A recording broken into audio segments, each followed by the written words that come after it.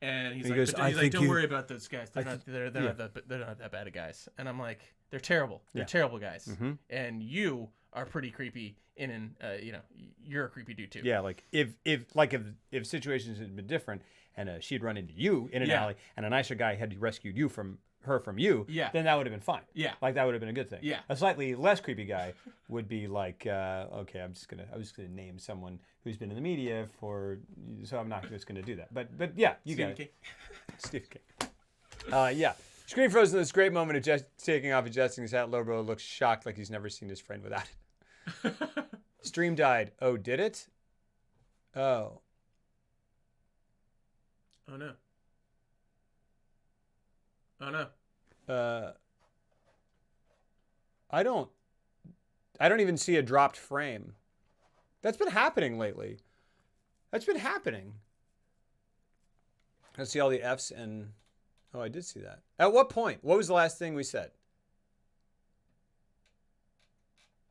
That's so weird. That's been happening lately without any. Usually, we were still getting them. Wait. Yeah. It died right after I said I liked HOWL'S. I was talking about Tintin. We were joking about Jeff loving war. Oh, so you didn't hear anything about what he said about the character of Hal? Okay, well, lost to time. So let's go ahead and... no, go ahead. I was just saying his introduction, Hal's introduction as the wizard, immediately put me at odds with his entire character because it was off-putting. I found it off-putting. Well, because, yeah, and because Sophie leaves to go visit her sister. She runs into the two soldiers. Mm-hmm. They stop her, say some very creepy stuff. One of them says, "I like it when they're scared."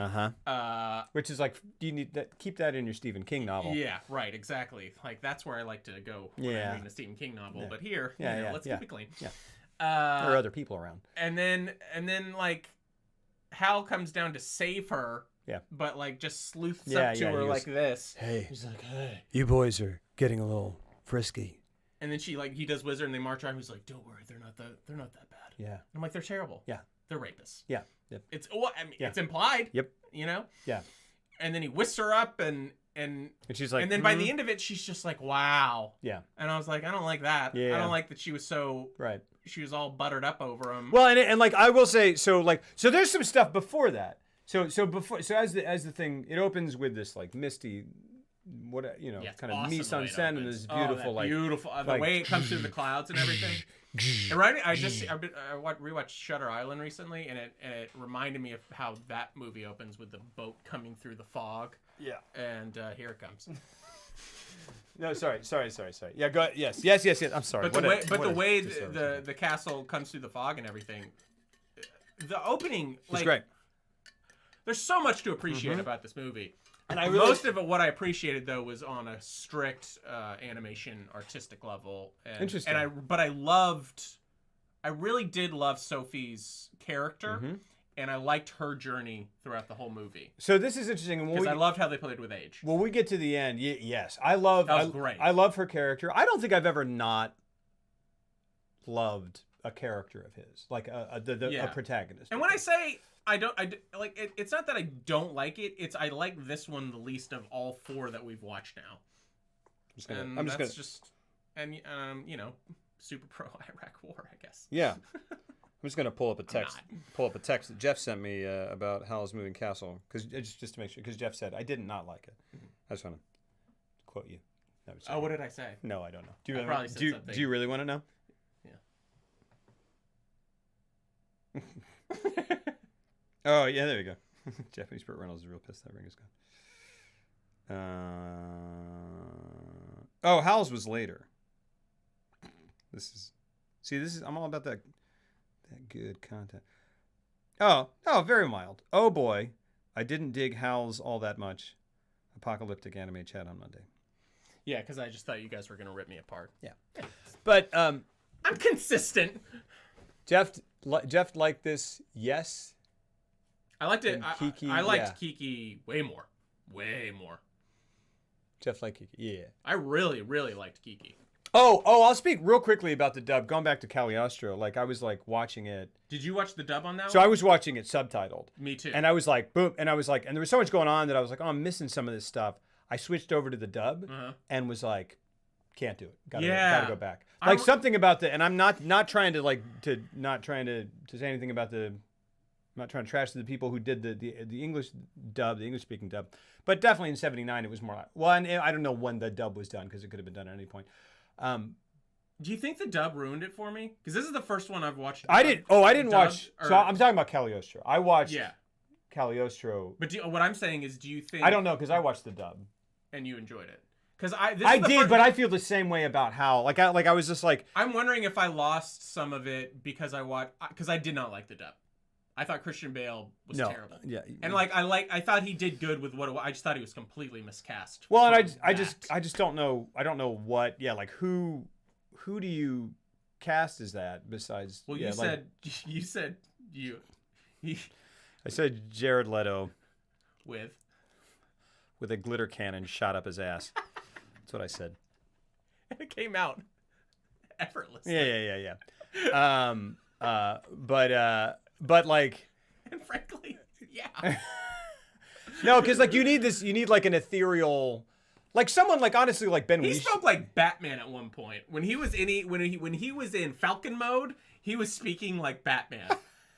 He was, and I was like, I can't. And I'm like, look, this is just me. I know who Christian Bale is. I think he's a phenomenal actor, but I know that voice too much. It just didn't match, and I really do think the dub might have been a reason. Because again, this was the first one I watched dubbed and not with subtitles, and it just I wonder if that brought it too much into a. This is the weird thing about like watching foreign films because sometimes it's hard to I don't know, like when I'm watching a Kurosawa movie and like Toshiro Mifune is just going for it, and but you accept it because it's in that foreign language and it's that kind of overt acting style and whatnot. But if I was to watch that dubbed, I think that would suck a lot of it. Like if I was to watch Throne of Blood with an English dub, that would probably ruin that movie for me. Yeah, that's true. So I don't know. Like, yeah, I don't. So there is that huge asterisk to like my enjoyment level of this, but a lot of it is just more about the story. But then I guess if I was watching the subtitled version, maybe my mind would just click and just accept the weirdness and it just shoots off into weird tangents. And I never. So it didn't set up the like he disappears for the war and then he comes back and it just felt like I was never. Anytime they would start following a thread, it would jump to something else. I felt like. That's interesting. I don't know. I did see that's weird. I didn't feel that way. I mean, I think I was kind of. I think I'd heard that complaint. Going in. Oh, okay. So that is a common. Something that I think someone said or I read or something that people were like, the war thing is like too. Whatever, but I don't think so. Like I didn't mind it at all. I didn't have an issue with it. It's just how I didn't have an issue with anything in the movie. I just wish it was more. It just seems like we're going off here and we're going off here, and I was like, why can't we just focus on this for a minute? Yeah. And set this up. Yeah. And then we'll jump over to the next thing. It was just kind of. That's how it felt to me. Well, okay, so let's answer some stuff, and then we'll like get back to kind of piecing together what the story is. The ethereal. Jared Leto is the closest thing that we have as a human being to a male anime character. Let's be honest, right? Yeah, I think. I've seen HOWL'S before. I watched the dub this time. Yeah, it sounded like Batman to me. Yeah, I really liked the movie. I feel the same way. Where it's like, and it's not even. I mean, Christian Bale is one of our finest and most incredible, like truly wonderful actors. Yeah, like his performances. He's a phenomenal actor. He's one of the best. He signed on to this like immediately for whatever. Like as soon as he saw Spirited Away, he was like, "I'll do anything." Cool. And then they put him in HOWL'S, and I just kind of go like, maybe there was something in the interface or something where it wasn't quite working. Maybe he was on his own, recording it by himself. I don't know. You think he was in a closet, like on the set of Batman Begins. Right, exactly. Like he's like, I don't. Or like, I'm gonna test out my Batman voice on this one, see how that goes. But I mean, I don't imagine that they brought him in. Certainly not. I don't think they had him and Emily Mortimer in the same room, like talking to each other. Like I think he came in and was just dubbing to whatever, and I think that necessarily. I liked Emily Mortimer. I loved her. I liked her. And like Lauren Bacall is the Lauren freaking Bacall is the Witch of the Wastes, and And that was a great character. And Gene Simmons. There's a lot I loved about this movie. And like there really was. And little baby Josh Hutcherson, like I was like is the kid. Wow, yeah. And the kid is great. He was fantastic. And I was like, with that beard on. Yeah, and I love. And he talked in that deep voice. He has this great emotional moment where he's like, you're not gonna go, are you? He's like, I love you, Sophie. And I was like, oh man. Yeah. And I was like, that's Josh Hutcherson. And this is where my brain. I was like, man, he does a really good kid voice. And then I go, he was a child. Okay. What was I gonna say? I don't know. See, watch this time. Yeah.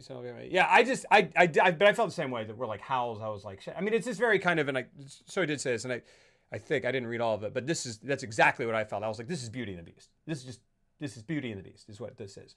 And they made the castle move or whatever, and it's just this very kind of like where he's like this overbearing kind of monstrous thing, but instead of being monstrous, he's monstrous because of his vanity. He's like this kind of.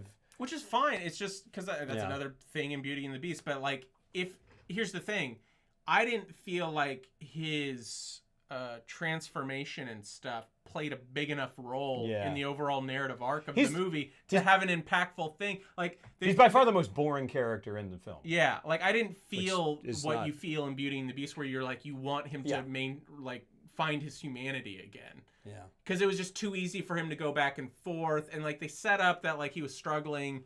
But, and, like, the whole, his role in the war. Yeah. And the war itself was very, very opaque and very fuzzy to me. And I went back to, like, pick up how, like, because they set it up with, like, characters, like, her walking through the market and like she overhears like, oh, the prince has been kidnapped and blah, blah, blah. You know, they set it up, but it's like it's all done very tangentially, and so it's just like a lot of motivations, like character motivation, felt fuzzy to me. Sure. And so it was hard for me to care except for anyone but Sophie, because they set up her age thing, and then the way they started to play with that when she would get into intense encounters and she would get young for a second and then go back. I loved that. I wanted more of that. And I wanted it to focus. I think I love that so much.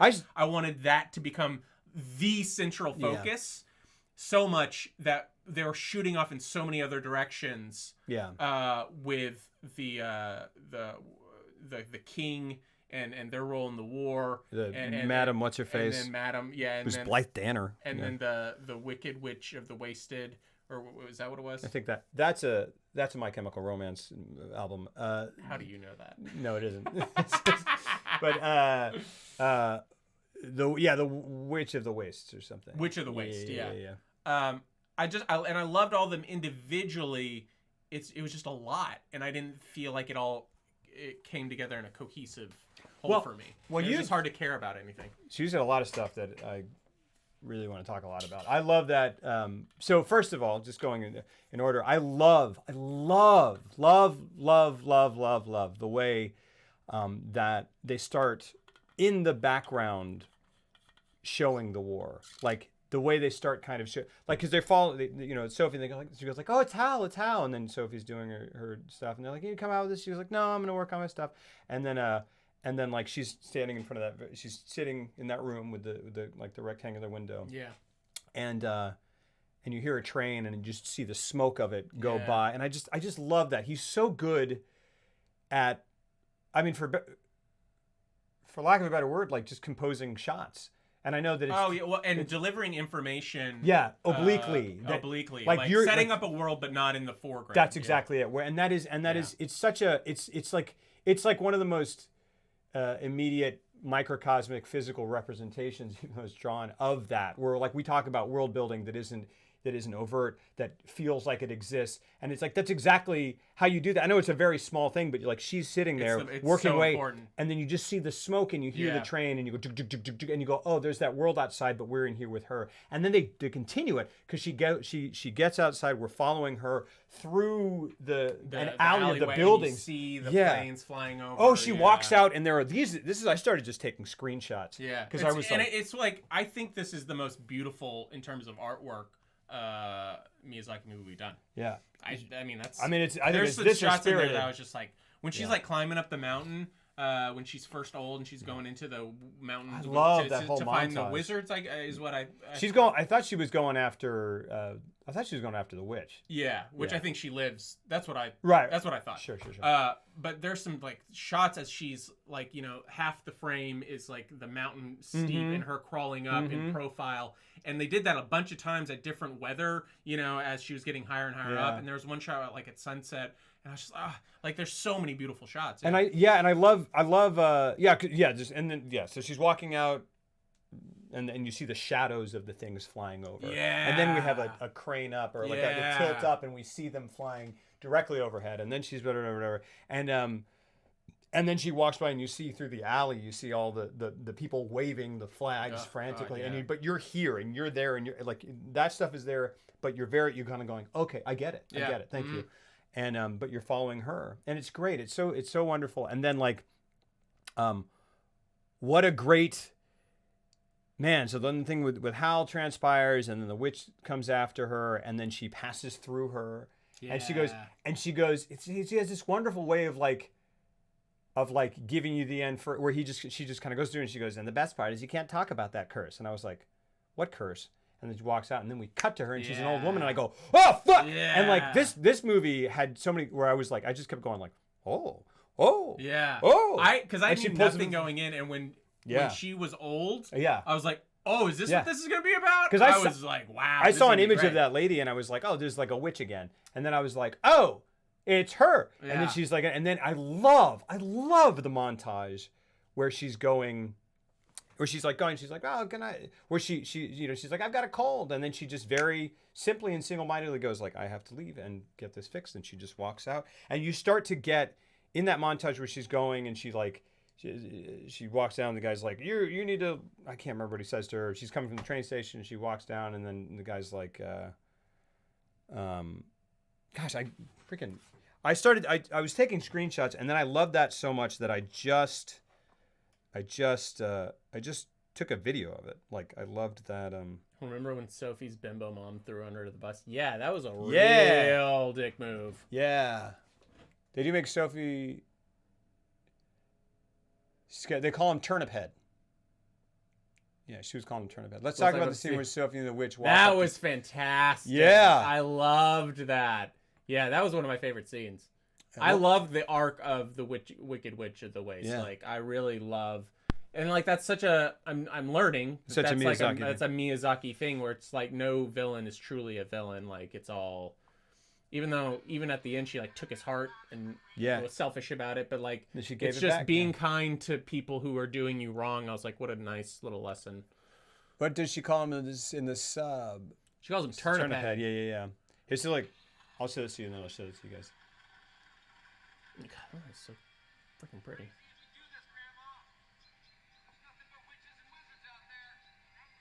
Thank you. Like she's so. Oh yeah, I just love that. Here, hold on, I'll do. So he goes. This is the best way to do this. They go, where are you headed? Just a little bit further when you're going. Cuts to her there. This is great. Great, and it's all being keyed out. That's good. Yeah, he goes, be careful, and it's just got this little. We see her start her journey to go break this curse, but we also get. So much more about her character, and we get so much more about a character. We get tons and tons about a character just from the simple fact that she goes, "I'm old now. All right, I'm gonna go fix this," and she just goes. She doesn't like cry about it. She doesn't whatever, and she just kind of goes. And then he's like, "You got to be careful of the witches," and she's like, "Fine, thank you for the advice." And that persists. She walks into this castle. They're like, "You're crazy. This is something." And she's like, "No, he's fine." How does she know? She's just so sure of herself. But at the same time, she has a huge self-image issue, which is interesting. That's what I think I wanted more. Like she starts off down the alley, and we're just like into it instantly. Mm-hmm. I think I wanted a little more setup with her character. But now that I'm actually breaking it down, I guess it was all there. She meets she meets her sister. Yeah. Maybe a little bit more about her and her wanting, because like her sister says it. It's like,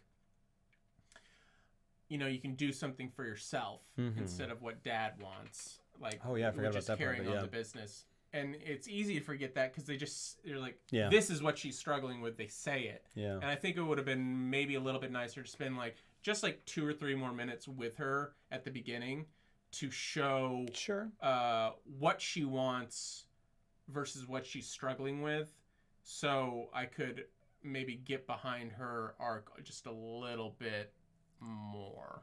That's interesting. I don't think I would have minded that, but I didn't feel I liked sort of discovering her character and what she wanted as we went along. Like I go like, okay, she's the hardworking, responsible sister. Yeah. And she's this, and she does the right thing. She's got a mom who's like flighty and comes in with like. Now, is that the mom or is that the sister? They were both. There was the sister kind of looked like the mom. The sister sells her out at the end. No, that was the mom. That's the mom? Yeah. And at the beginning, that's the sister. Well, it's both. So she talks to the sister, but then the mom comes in and she's got cannons on her head, and she goes, "Oh, look at the new fashion, all this blah blah blah. It's beautiful, wonderful, blah blah blah." And they go, it's all the rage and whatever. And like her sister, they go to anime links because she's talking about how she's like, "I'm not beautiful," and she doesn't really hit that hard until.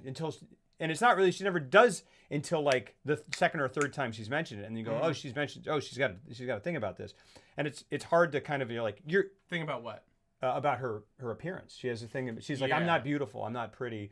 And they go, Hal only takes the pretty girls. He only eats the hearts of the pretty girls. Which like never came back like where that came from. And like, that was just like an urban legend. Because they did set that up and like. I was like, did he eat some pretty girls' hearts? I think it was just he's shrouded in mystery. He may be dangerous. It's kind of like the Beast. It's kind of like he's a womanizer. Oh, that's kind of how I but took only it. for the pretty ones, yeah. It's like he is a wizard. They've heard horror stories, but I also was like, oh, he's just destroyed female hearts because he's a vain, attractive man who takes women and then goes off on his own. And I think it works in that sense. But I also think that there was like perhaps a legend that that he literally agree. But exactly. I think that's where it stemmed from. Agree. Yes, absolutely. And it's a very striking metaphor about that. But like, yeah, it's weird to have her be like. It's not until the second or third time she says it that you go like, oh, she's got to think about it, because I'm like, you look like an anime character. You look like the other anime characters. And I'm like, you're not. I think that's what I wanted. Yeah. I wanted some situation to clearly set up. Like, they establish that she's maybe a little meek and that she's not doing really what she wants to do. They call her a mouse. Those do. But like but she gets hit on by the soldiers. Yeah, totally. So like, I think I wanted a situation at the very beginning. And it could have been as simple as what happens in Kiki, where she walks by the girls who are in the colorful dresses, and then she looks in the window. Just something that to be like, oh, she really doesn't like how she looks. Because, like, am I wrong? Does that happen? I don't remember seeing like that happen. It's just, and what it is, and the thing is, this is interesting, and this is funny, because I was kind of, because I get that, but I also I like the way it unfolded, because it took me a while to realize it, and it seemed like it was not necessarily coming from anywhere. Like, it just was a thing that she believed about herself for whatever reason. And she's lost a dad. She's whatever. I don't know what happened to her that kind of did this, but I kind of liked that. I was like, oh, it's just there. And there's not really a reason for it, because she's not clearly, I mean, they're anime characters. So it's like she just looks like, I'm not saying all anime characters look the same, but I'm just saying, like, she looks like Howl. Yeah, it's like it's she hard and Howl to next to each other. I go, who's ugly and who's not. But they do, and this is what they do kind of, I think, go out of their way a little bit in retrospect to make her her sister and mother, they give them big blue eyes, they give them blonde hair, which is like a westernized ideal. I mean, compared to them, then you understand the. You're like, okay, I get that she, like, maybe, like, you're telling me she's mousy, but she just looks like but whatever. It's like, I was like, is Winona Ryder mousy? But it's like but and I think, anyway, her sister and mother are more the kind of, like, especially coming from a Japanese culture, it's like they're the exotic westernized blonde hair ideal, right? Like Hal. But oh man, 90s Winona would have been a great Sophie in a live action. But what Soy is saying is actually true, and something to consider, because Miyazaki stated that an attractive aspect of the story was the relative positive light it shed on growing old. So when Sophie becomes old as a result of the witch's spell, she also feels more able to speak her mind. According to Miyazaki, old women are only infrequently allowed to dominate the screen, which made it a risky concept. Yeah, I read that, and I should have. I forgot about that. I have taken that into account before I spoke, because you're right. I don't think his intent was to focus on how ugly she thought she was. Yeah. It was more to establish how she's more timid. Yes. In her day-to-day life. Yeah. And how she isn't doing necessarily what she wants. Not because she even feels like she wants to do something else, but her innate timidness just makes she's like, well, I'm gonna do what Dad says. Yeah. I'm gonna do this. I'm not even gonna give myself the option to think about what I want to do. Sure. So because that is the main thing, is she becomes more confident and outspoken almost the moment. Yeah. Once she learns that I've got to do something. When people treat old people differently, she realizes that pretty quickly. Yeah. She's like, oh, everyone's so nice. Yeah. And then she starts to be more vocal and like that. And that really is it. And so that kind of makes my criticism there moot. So. Well, but it also very, and I didn't think about it till just now, but it also interestingly, and I appreciate, I'm glad that you brought up that conversation where she goes, "What do you want?" It's when she becomes an old woman where she's forced to think about herself, because she goes, "Oh, I need to get myself. Out of this. I need to think about myself to get myself out of this." She goes for what she wants, and she finds out.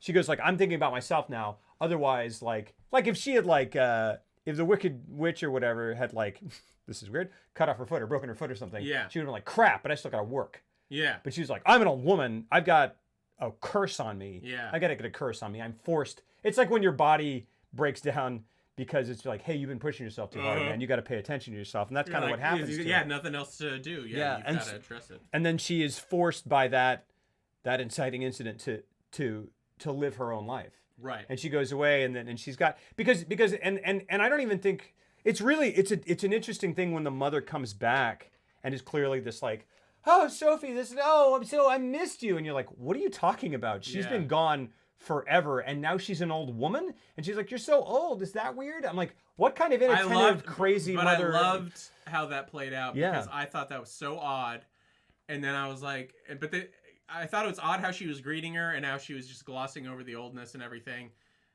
And then she leaves. And then I was like, I'm okay with that because that's just how self-involved she is. But then she gets into the carriage, the horse carriage. And then you realize, oh, she already knew. Yeah. And then she was playing a part. So it all justified itself. But then also you go like, oh, cool. So she was, and then you go like, oh, the only reason she went was to see her at all. And Sophie was like, it's nice that you came. And Sophie and that you just kind of go like, oh man, because she has spent her whole life living for her, taking care of what her dad would have wanted. Her mom and sister are off doing glamorous things. And she's the one, she's like, well, this is me. I do this work. And then even when her mom comes back at that end, and when she's been through this catharsis and she's kind of come into her own, and she has her own family and her own home and her own place and man she loves and this and blah, blah, blah, blah, blah. When her mom comes and does that, she still doesn't harbor any ill will. She goes, bye, Mom, thank you. And she's just still that kind person. Yeah. And I really, really love that. It's I agree. I agree.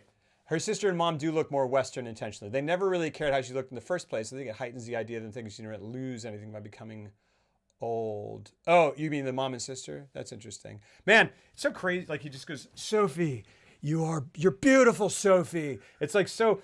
And Christian Bale is so teetering towards Nicolas Cage. I know. Well, it's because he's sort of no. Yeah, but it's true. No, it was. That's when he said that. I was like, that does sound like Nicolas Cage. The other thing too is as soon as Christian Bale started so beautiful. Yeah, and that sounded. I'm sorry, but that sounded very anime to me. Where he's like, "What are you? You're so beautiful, Sophie." It was so great. It was great to hear him. Bring!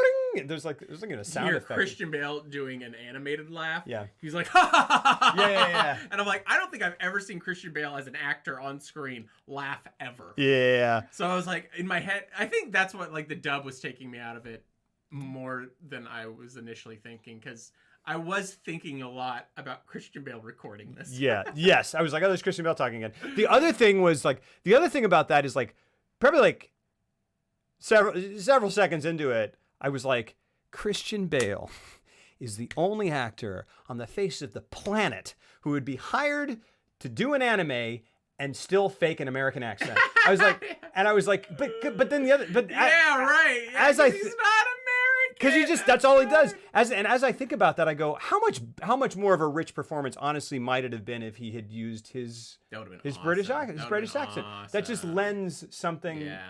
Why didn't he do that? I don't know. Because he doesn't know how anymore. Yeah, I mean, I forgot he was British. I know. You just said that. I know. Yeah. Because he's never British. Yeah. He goes, Sophie, like. What's weird is like, have you ever heard Colin Farrell in an interview?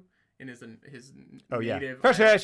He has a crazy thick Irish accent. Yeah. Like it is thick to the point of undiscernible, and like it's bizarre. Yeah. He gets up because he's so articulate as it like he does one of the best, in my opinion, like American accents ever. I think Bales is quite good as well. It's quite good because I forgot he was British. Yeah, exactly.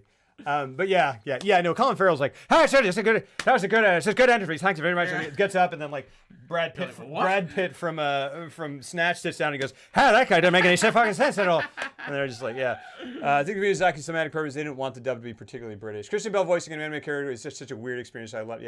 Vocal director of anime English dub actors, they really push them on the laughs, the sighs, the weird, to match the original voice acting. Yeah, I just imagine Christian Bale going like, ha ha ha ha ha ha. Yeah. Oh, is that what you like? Is that what you did? Is that good? Is that what you wanted? I don't. But who are we kidding? He would never. He just never is British. He gets home like, and they go, move those fucking lights.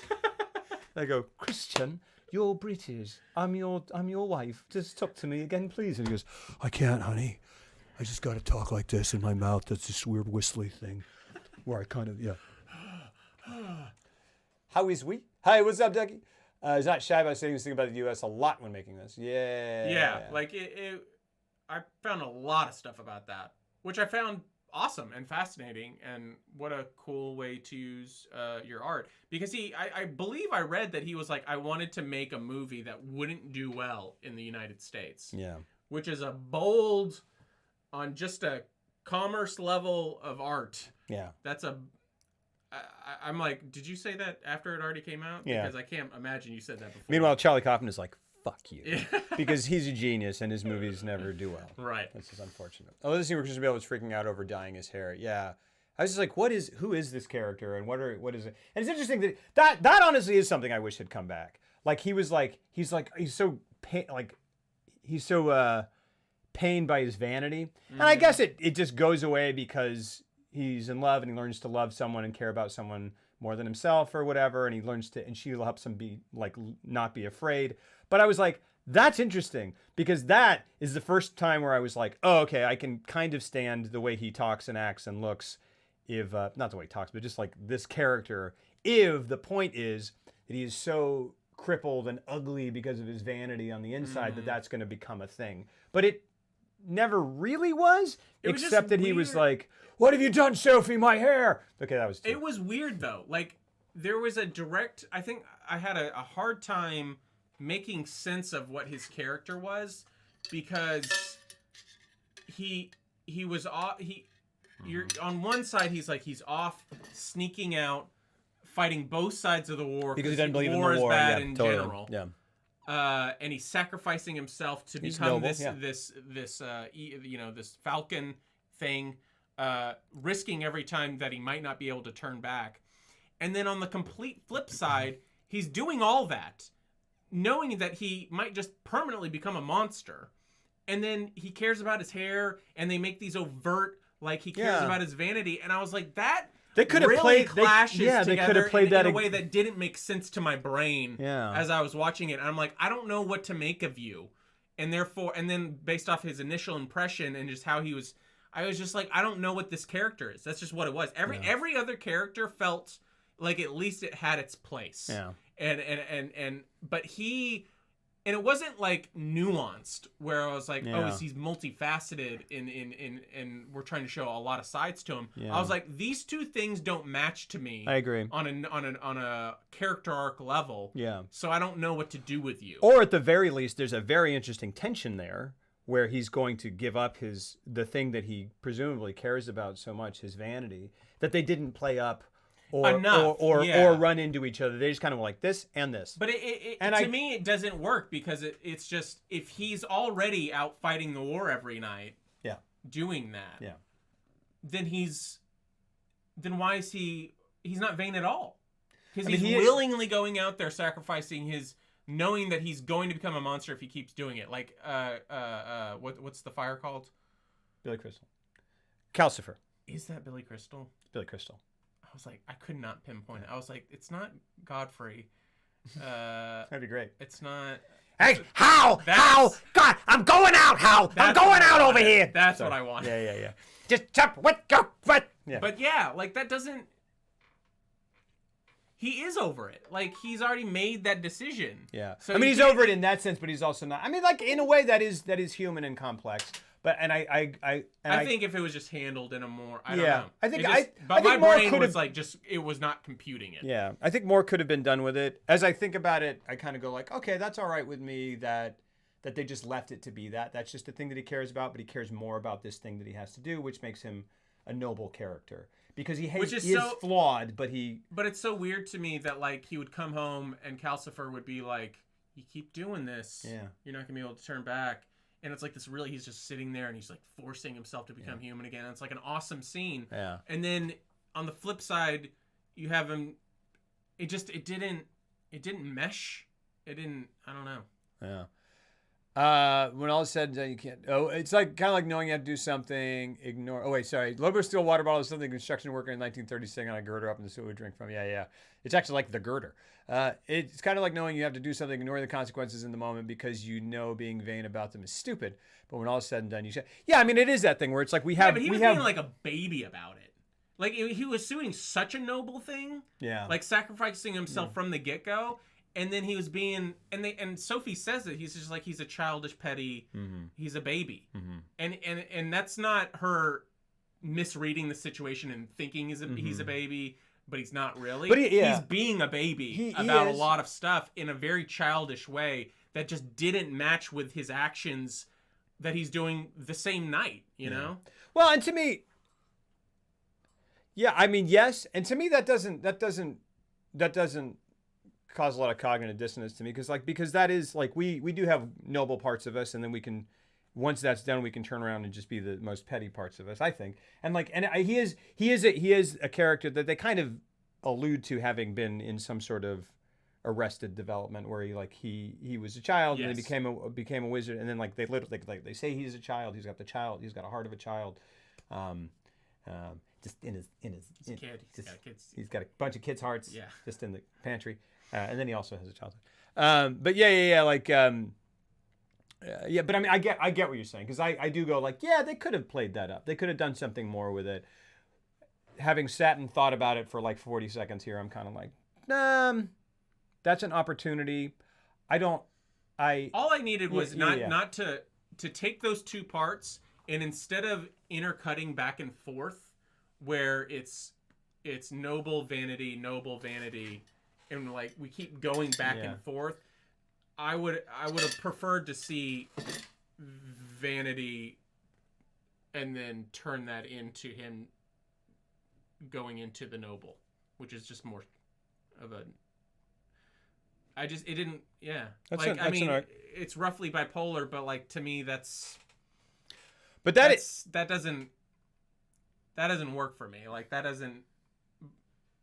So here's because he could still mourn his vanity. Yeah. But like when he runs out and he's like talking about his hair, I'm like, dude, you're about to turn into a bird. Yeah, that's true. And you know you're gonna turn into a bird. Like, what are you like? Get your stuff in order. Like, get your priorities in order in terms of like what you care about. And it wasn't like I'm lost, I don't know what to care about. I was just like, this is messy. It just felt messy to me. See, that's interesting because I do have and not messy, like messy writing. Yeah, I mean, and it's interesting because I didn't feel that way at that point. But as the thing goes on, so I have an issue later that relates to that because, like, to me, the most interesting part about this character was this flaw, this vanity, which I think they could have played. I would have liked to have seen it. I mean, I wouldn't have minded seeing it kind of like come to a real flare up. Or, I mean, it did there, but like to a narratively significant flare-up or something that affected his relationship. Or just handled it in a different way, because like in Beauty and the Beast, it's the same thing. So He's a very vain person. 100%. And they establish that in 30 seconds in a prologue, and then they never talk about it again, but you know that dude is vain. Yeah. And it works. Yeah. Yeah. And you know he's still vain. Even though he's a beast, he's still vain. He's got to work through that I'm just saying that is the exact same storyline. Yeah. Handled in a much better way, in my opinion, without having to. I'm not asking for more. I'm just handle it differently. That's all I'm saying. So the part that I wish. So I like the coexistence of those two things. But where I go is that the end turns into like she saves him, and then the upshot of that is like they just all live on this castle, and then they're out standing on this balcony and they're kissing, and that's the end. And I go, oh, I wanted something. There was so much going on, and there was so much whatever. There was just so much. I mean, I know the war has ended and whatever, but I would have liked to have him to have like gotten scarred. Yeah, you know? or just and then being okay with it. You know, he's just pretty and she's pretty. He's handsome with a scar, yeah. but like like you could visually be like, oh, he's grown as a character. I don't know, and this is where to me like maybe it's not so fair because I go like that just seemed simplistic to me. This was like. At that introduction of Howl that we were talking about, where he or the one where he comes in where he aids those rapists. Where he what? Where he aids those rapists. And yeah, he's just like, those guys are fine. Yeah, and he's like, it's cool, guys. High five. I get it, bro. And you're like, well, you shouldn't get it. But that whole thing, and then where the way she's like a little seemingly smitten, it's like kind of go like, oh, that's like, and again, it's going to sound like I'm downing Disney, which I'm not. I love Disney, but something that's very interesting about Miyazaki that I meant to talk about back then when we were talking about Cagliostro is that Miyazaki films are for children, but they're also very adult. Yes. Very adult. Yes. Like not prohibitively, but not even, yes, in the way that some things are scary, but also in the way that they handle characters and emotion. Oh, in the ways that they handle moments. It's way more thematically complex than any Disney movie. Yeah, and it's just handled like a live action film. Yeah. And I just go, wow, that's great. And Disney is just doing a different thing. Yeah. It's just doing a different thing. Disney is now especially just like snappy joke, like emotional, blah, blah, blah. Like Moana is fantastic. I love Moana. That's a great movie. Mm-hmm. It's different from this. I mean, it has some adult moments, but this just feels like it's being told by an adult for an adult. Yeah. And also for a child. It's treating it's like whatever. Oh, And Moana is great. But it's like truly great. But this is different. And Disney just feels like something else. But parts of this, that introduction of Howl, and then the ending particularly just feels like, oh, well, that's like a stock Disney ending. They're just off. Yeah. They're just off walking into the mist in this moving castle, and they kiss and they're happily ever after. Yeah. And I go, no, man, she's a far more complex character than that. I mean, like, I get why he's happy just with her because she's made him, because his problems were, I'm a super powerful magician, and I'm just and I'm scared of the outside world. And she goes, I'm from the outside world. I'll be brave for you. I will love you. I'll give you back your heart. And he's like, sweet, I'm fine. Now it's great. Now I'm on my way to being a better adjusted, or at least a happier bird magician in my moving castle. And I still don't have to mess with the rest of the world. I go, Sophie, you're way more interesting than that. Like, I get that you fell in love or whatever, but what about, like, what is... I don't get... I want to know more about you. I don't get that just because you got a boyfriend who's a big, cool bird K-pop star, like you're not fulfilled. You had a lot of... Like you were the kind of person who sacrificed for your family. You didn't need to learn the lesson that he did, which is to just stop thinking about yourself. I guess she did go for what she wanted, but then I go, cool, now that you got a boyfriend, what are you going to do with your life? Right. There's way more there with her. You have this thing kind of where you feel, I mean, you do sort of feel unattractive. Did that go away when he went, Sophie, you're beautiful? Because maybe it did, but then I go, nah, because then you're too defined. You need to believe it for yourself. Yeah. Like, and like, is it just because this, whatever... Like, because this rock star said you're beautiful. I mean, that's not who you are. I wasn't satisfied for her. Yeah, I agree. I agree with all that. Okay. And you said it very well. I didn't want a sadder ending. Actually, this bathroom. I didn't want a sadder ending. Yeah. No. I just wanted a more complex. It just it felt a little simplified. Yeah, there's more There is more. Book Actually, 2 is is that- amazing, but not in the movie. I can't remember if it was addressed in the movie. The book is explaining how people believe those rumors about Hal. Sophie learns that Hal, rather self-absorbed and fickle, but ultimately good-natured person, so spreads malicious rumors about himself to avoid work and responsibility. So kind of like Batman. He kind of takes on this like dick playboy. That probably is why they thought of him for the. Oh, that's very interesting. Yeah. Now, see, I didn't get that. Yeah, I didn't either. I didn't get that from the movie. That makes sense, and I like that. Yeah. I didn't get that from the movie. So I like Spirited Away ends in a very happy way and everything is resolved. It feels much more right and satisfying, and I go, that is right. And she's off. You felt lessons were learned. Things they're going to go off to be different. She's going to go off to become a different person. Yeah, that's the only. Different. That's the only part. Different. That's the only part that left me kind of, which is too bad because it's the end, and I go, Sophie, you're not the damsel in distress. You're not the princess whose problems are solved by getting a boyfriend. Right. But that's kind of like what your sisters do. Yeah, and you're more, and you do have this. I mean, you live in a magical walking castle. You live in the magical walking castle that everyone sees go by and goes, oh, cool. And you get to be, and maybe you didn't feel glamorous, but you get to live in you are Beauty to the Beast or like whatever. But like, and I go like, that's cool. And you get, but like, she also seems like the kind of person who would like, I don't feel glamorous. And then she gets the glamour and goes like, I didn't want it. Yeah. I want something else. And I go, what is that something else? And I want to see you get it. I see that problem in a lot of like fairy tale type movies where you have the strong, independent, different girl, and then at the end they get the reward, which is this becoming the princess thing, and then you're like, well, that's I don't think you could look at any of those happy endings and be like, that's gonna get dark real quick because I don't think she wanted that at all. Yeah, and now this castle she's living in is a prison. It's interesting. It's interesting that like. Because we watched Spirited Away, we watched Kiki's, we watched Cagliostro, we watched HOWL'S, right? What are we watching next week? Mononoke. Mononoke.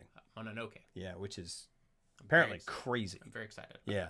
So we've watched so like Spirited Away is fantastic, and Miyazaki, and I'm understanding why is well known for his female characters, and particularly his kind of young female protagonists. And for all my issues structurally with Kiki, I love Kiki. I love her, and I love that movie. I really do. There are things I still stand by it. That's my favorite one we've watched so far. That's interesting. I need to I want to watch Spirited Away again, and I loved Spirited Away. Yeah. But I would still put Kiki just a hint above it. Yeah, sure. And I got more out of it. Yeah. And I think the first watch. I think going back and popping it back in for my daughter because I was like, oh, cool, she'll like this.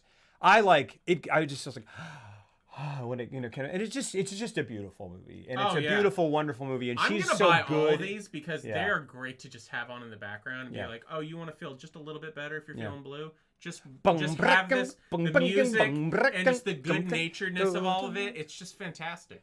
Yeah, but so I love what's Chichiro? Gosh darn it, Chichiro. I can't remember her name. Anyway, she's great. Spirited Away. Chihiro. It's like She-Hero. Sorry, Chihiro. Thank you, Chihiro. She's great. But yeah, and I like it's crazy because I love Spirited Away. Like I loved it, and I go like that's just a fantasia of a film, and it just draws me in, and I love it so much. Really and it is just such a beautiful sensory, and everything, heart ride. It's just everything. It has the most moving moments. That, like again, that train thing.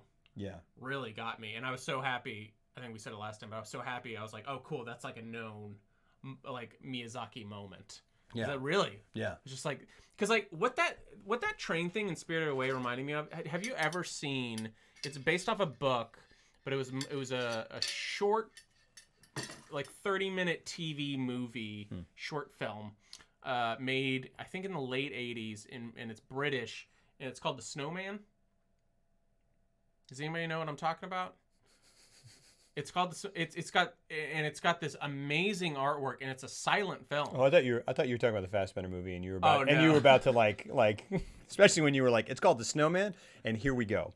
I'm going to trash that. We have got to do that movie at some point. The amount to which you detest that film, oh my god, is amazing because I've not seen it. It's the best. It's the best. I want to do it. I think we should drop everything. Do it right now. Do it next week. Okay. But anyways, no, this I'm gonna give it. I have it. I'm gonna bring it over next week because it is a phenomenal and it's all silent. There's no dialogue. And it's animated. It's animated and animated in this beautiful, beautiful style that I can't even really begin to describe. And then it has this. It's about a kid who builds a snowman. Snowman comes to life at night. They go visit Santa Claus at the North Pole, and it's all about their journey to the North Pole and then back. And there's this beautiful flying sequence when they're like flying over some part of Britain and stuff, and this amazing song plays over. Anyways, it's just that was my favorite animated movie. Like growing up, when I first saw it, like my uncle gave it to me, and he traveled a lot, and he gave it to me, and he was like, I think you might like this, and I just fell in love with it because it was so unique and different. Mm-hmm. And that's the feeling I got when anytime Miyazaki pauses just to let a moment breathe. Mm-hmm. It's like going back to that movie, which is like 30 minutes of just that. It's so great. It's so great. Those silent moments that come at random, that don't come at predictable points, where you just sit with the character because it feels so respectful of the character. Mm-hmm. and the character's probably. It's Miyazaki going, this is a person that I care about, and we're going to sit with you. I mean, it really is. It adds no exposition, and yet it adds so much. It gives so much texture and depth to the character. Totally. It really rounds them out. Like it's really. And you go, that's a real person. It's great. Yeah. It's great. I agree. Well, so anyway, I love Chihiro. I love, again, like even with my issues with Kiki, and I think if I watch Kiki a second time, which I probably will all the way through with my daughter at some point, because she loves it so much and it makes me so happy. Yeah. It makes me so grateful. I'm so grateful because like I was talking to an actor friend today, and I forgot to, but I wanted to be like, oh, because he's got daughters, and I wanted to be like, hey, have you shown him Miyazaki stuff? Because I'm so grateful, especially. I guess we've just been looking for things that are like good for appropriate, but also it's like it's just like good. Yeah, and they're just like, and we found like these 30-second, like Peppa Pig is like, and I'm like, that's great, it's all about being kind or whatever, it's kind of fun, but there's these like short little this is like artistry. Yeah, and I go, oh, this is a beautiful film that is about finding yourself and respecting and being kind. Yeah. And it's just what a wonderful, and I'm like, gosh darn it, I'm just so grateful that a grown man made a beautiful film and really devoted his life to this. Yeah, that I can give to my daughter, and that she can like love. Like she will love it, and she loves it already. That's so exciting. And when she sees the whole thing, she'll be like, "Well, that was structurally a little wonky, but like I love it." No, I'm just like. But I mean, like, but that's the thing. Like, and I always remind myself, this one was a little different because I felt like I was having a hard time with some of the narrative stuff, but like. As a child, you're gonna ignore all that, and it's all about feeling and just what it is, and how like, and that's what's so important. Like his movies feel so distinct, and they have such a special, magical, like truly magical vibe to them. Yeah. And when you're a kid, that is the most important thing that's going to wash over you, because the movie I was talking about, guys, was The Snowman. A couple people just asked. Yeah, it's called that little short animated movie. You can watch it on YouTube, and it's really, really great. And that's the feeling I have when I think back to that movie. It was like, oh, it's just this warm blanket of security, of like, this is just a nice movie with nice people in it doing nice things. And yeah, there's some conflict here and there and lessons learned and blah, blah, blah. But like, you can pop this in and you're going to feel a little bit better. Yeah. And I'm like, what a powerful, like, what a gift. What a gift. Yeah.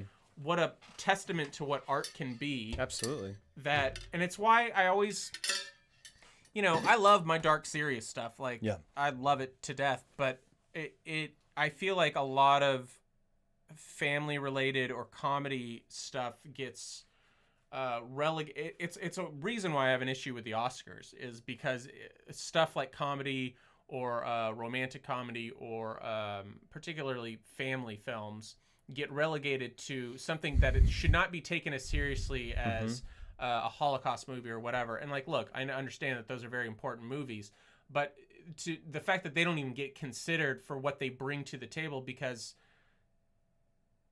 making someone laugh is not only like the hardest talent, I feel like to be a comedian or a comedic actor or actress, but what a gift to make someone not just think but feel better, totally. And not even have to like re-examine things, but just be like, oh, I got to make someone feel better. Yeah, I like because I think back on, because I popped it in for my daughter and Kiki's came on and I just was like, and I was like, I just know that there are legions, hordes of young girls or people who grew up, or not even girls, just it's like young children who grew up and are like, and like even as adults are like, I was just popping Kiki's, like you know that happens, like, and it's just what food for the soul, like what a renewing thing. Did you have a movie growing up that was like that for you? Field of Dreams is like that. I love that movie. Rushmore's like that for me. I love Rushmore. I'm trying to think what mine would be. I know I had them. Saving Private Ryan. Like you're feeling down, you just kind of go, yeah, it's great. Super, I think Toy Story was a big one for me growing up. Jurassic Park for sure. Yeah. Because it's something about the theme park aesthetic. The first act of Jurassic Park to me is just pure wonderment, you know. If a movie could feel like home, his movies would probably be the definition of a movie. I think like he's legitimately over these 3 weeks become one of my very favorite filmmakers. Yeah, me too. Like he's incredible. Like to the point where I was like, I'm always looking forward to whatever movie we're gonna watch. Yeah. But I've been getting like, I'm like really excited to sit down and spend 2 hours lost in whatever world, and like, you know, look, I'm breaking up nitpicking and stuff because it's, you know, it is stuff I felt, but also it's nice to talk about stuff like that on a podcast where you're reviewing movies. Yeah, it is. But that does not negate the fact that like I'm gonna buy, like, does anyone know, does he have a box set?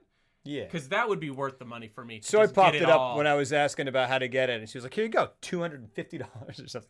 No, but I'm sure you can. I'm sure it is, but like even that would be worth it, because I want to get all of these, because these are things that I'm going to want to watch frequently. Yeah.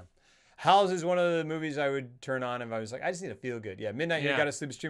The stream was wholesome as the movies you were commenting. Keep it up. Lots of love, Neff. Thanks so much. It's true. It's true though. Like I was how much is it, Soy? Yeah, I'm sure. Maybe, I don't know. But it's on the Internet Archive, and there's a download button, and it's by the government, so apparently that's okay. I don't know. What do you mean? It's on the internet. It's on the archive. What is this? Archive.org. HOWL'S and. You mean all of them? No, but HOWL'S. Oh, you can download those? You can. I don't know how. I want the Blu-rays, man. I mean, if there's one thing, like if there's one thing Blu-ray is truly great for, it is like. I remember when I got the Lion King Blu-ray and I watched that, I was just like, oh, I can jump into this screen. Yeah. This is stunning. Like, animation benefits the most. HD Lion King, because we watched I was like, here, show my daughter, like, clips of it, and I go, oh, this is, I don't remember it being this vibrant and beautiful, but it is like, wow, this is a work of art. I bought I don't even like Sleeping Beauty that much narratively, but art and Sleeping Beauty is bar none. It was still best in the vault when I bought it. Like they re-released it, so now it's cheap, but it was still in the vault. I spent like $80 on the Blu-ray for that, and I don't regret it, because it is gorgeous. It is the most, when I go, like, when we start talking about Disney animation, and I go like, here, like Sleeping Beauty is like, oh my god, that's it, man. And like, I don't know what kind, like, it wasn't CinemaScope, it was beyond CinemaScope. Yeah, how wide it is. It is so wide. Like when you watch it on a 16, like a HD like the human flat genome, screen, it's like it's like the image is like this big, and it's awesome. Yeah, absolutely. But it's my feel good kids animateds are like Anastasia, Nim. Interesting. I mean, Nim is great, but like I've never seen Nim. You've never seen the Secret I of haven't Nim? seen a lot. You've never of seen Bluth. the Secret of Nim? I've never seen like a lot of Bluth movies. Secret of Nim is something. Oh baby, Really? It's like it feels like Miyazaki. Really? It's Land Before Time though was a go-to for me. Yeah. Growing up, Yeah. Secret of Nim is real good. Secret of Nim, yeah. Sleeping Beauty is 255. Yeah, 255. Like, Miss what Brisbane- else is in 255? Like, that's weird. Yeah. But yeah. Well, we were talking about Miyazaki, and I was like, I'm kind of like, he's just one of the he's just such a phenomenally. I'm so excited to go through. Like, he's never done a live action, right? I would hope not. Yeah. I would really hope not, because why? Because why would you limit yourself? Like, doing this, it's just like it really is making me think. Like, look, as a filmmaker, one of the biggest drawbacks is that it takes so long to make something. And you just can't go out and just go do it. Like, it takes months and months. Like, even if you start, like, the next day, it can sometimes take years to do a feature. But even doing a short can take months and months of planning or whatever, from, like, writing to storyboarding to casting and, like, getting the money and blah, blah, blah. And I'm watching all these animated movies, and I'm like, I want to learn how to do some, like, it can be just crude, basic, but something to get, like, it's just so inspiring to see someone flourish in such a very real way, and have such an auteuristic, voice, where I'm like, we're 4 in, and I'm starting to see what a Miyazaki movie is, and I'm starting to see the little themes here and there that are reoccurring, and it really is inspiring. And like I'm not into animation, like, in terms of like myself drawing animation or anything like you are, but I have to say that's like, man, I wish I could. Maybe I will take an art class just so I can learn how to do something that as a creative outlet for me that's immediate. You know? Yeah, it is. I wish I knew how to animate, because then I would just be like, I'll just make my own content and it'll be whatever I want. Well, I could learn how to animate. Yeah, you could take 9, like, because that's the other thing. When animators draw, how quickly is each page? Does it take for, like, each page? And I'm talking about old-fashioned, like, per page. Yeah. Like, how long would a page take? Yeah, people. Yeah, it used to be people just didn't finish their own movie. They would die before it was, and then someone would come on, and then that person would die. No, yes, I am joking. But the body count on Fantasia was. I can't fathom it, so I'm like, yeah, that sounds about right. No, I know. Yeah, exactly. Yeah, I just feel like you would go and you'd be like, you'd spend like 7 months on it, and then you go, fuck this. Like, no, like, I don't care. Oh no, my gosh. We're like Gothic Cathedrals community works. Yeah. If you can draw some anime eyes, you're only like 3 frames away from making them glisten. That's true. The Way. It's an Emilio Estevez movie. Oh, with his dad? I've not seen that. Oh, I really enjoyed that movie. Yeah. Rock and Roll. Is that a Bluth? I've heard. Is that the one that's like the post-apocalyptic thing where rock and roll is the rock and metal fans? Of course, let me watch rock and roll and heavy metal, not knowing they're definitely not for kids. La La Land is 250. Oh wow, is it? That's crazy. Anime movies, yeah. But like I was just thinking about this, and I was just like, gosh, like I feel like anytime I ever now try to undertake a creative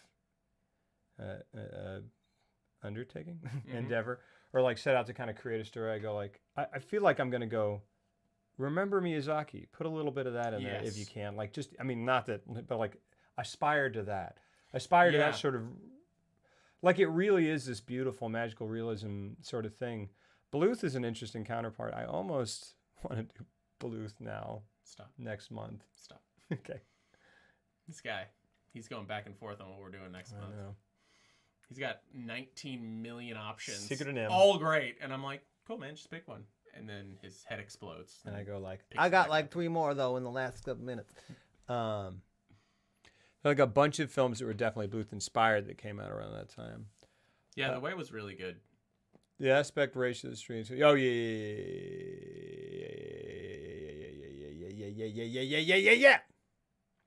It's got Blondie, Cheap Trick, right? Yes, yeah. Oh yeah.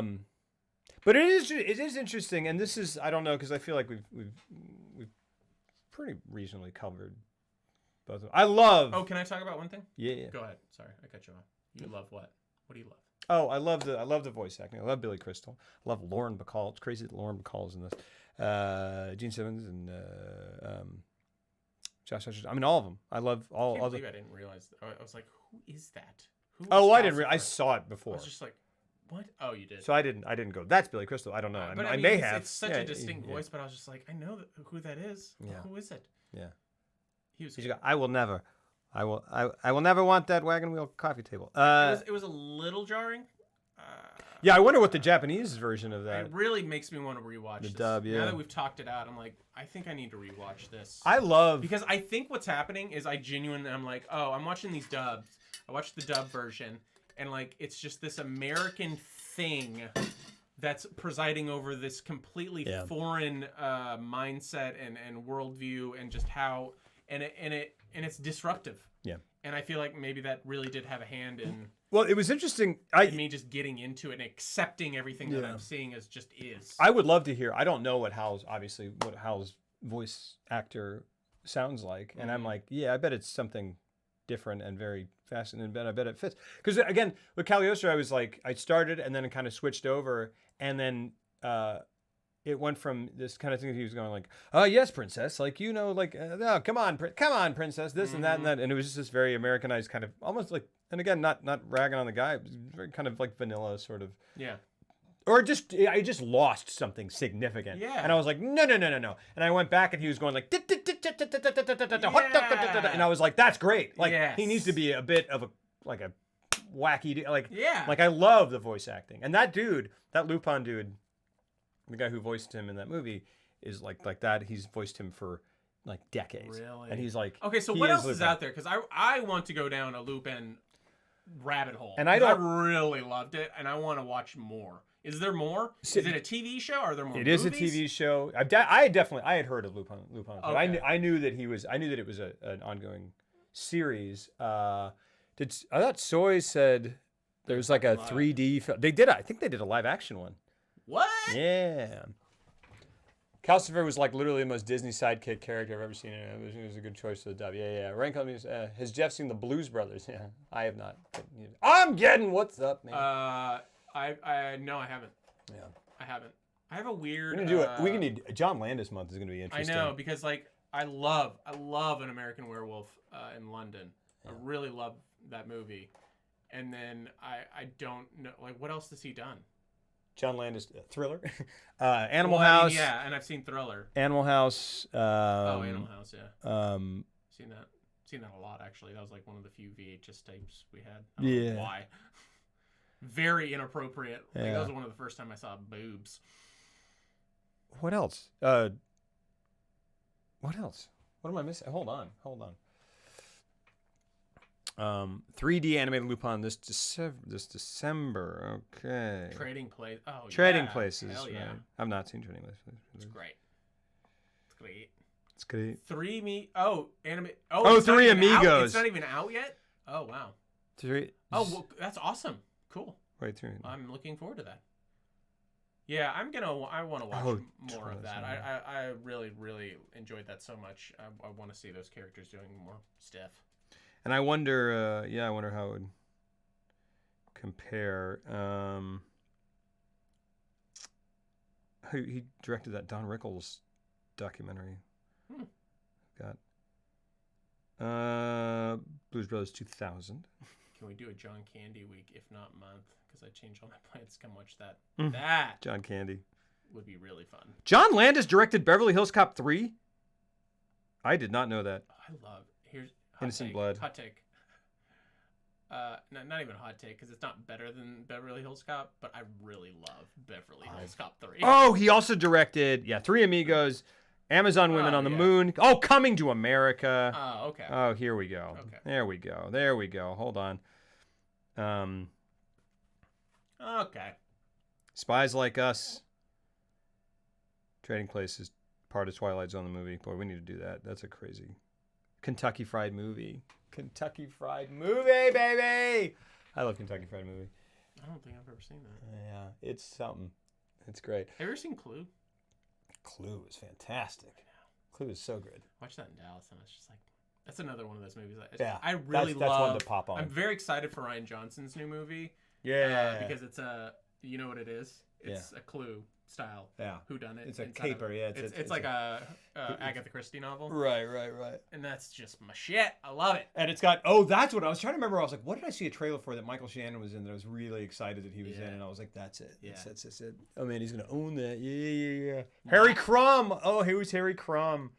I'd be down for a John Candy week. Absolutely, man. You haven't seen Trading Places? No, I haven't. I have not. Live action movies. Ronnie Kenshin. So much episodes. Adult Swim another season you downloaded. Clue is super good. Clue is great. Clue is the closest thing to like American Monty Python. It's so great. It's just beautiful. Rian Johnson writes slick dialogue and murder mystery is perfect for him. You know my favorite besides the Star Wars movies. My favorite. It's weird. I didn't connect with Brick. Oh, it's all about Brothers Bloom, man.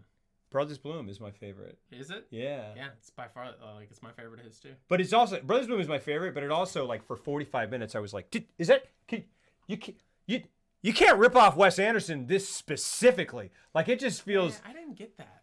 Really? I did not get that. Oh my god. I think it's because it goes a different direction, and I love the ending. I think it has so much to do. Like Anderson's stuff. Like Anderson can't own quirky. No, visually distinct characters. Yeah, I wish I could remember. Is about symmetry and framing. Well, yes, but I also there were things. Not that it felt exactly like Anderson, but it felt like someone aping Anderson. Yeah. For me, for a large part of it, I cannot remember, but there were like 4 or 5.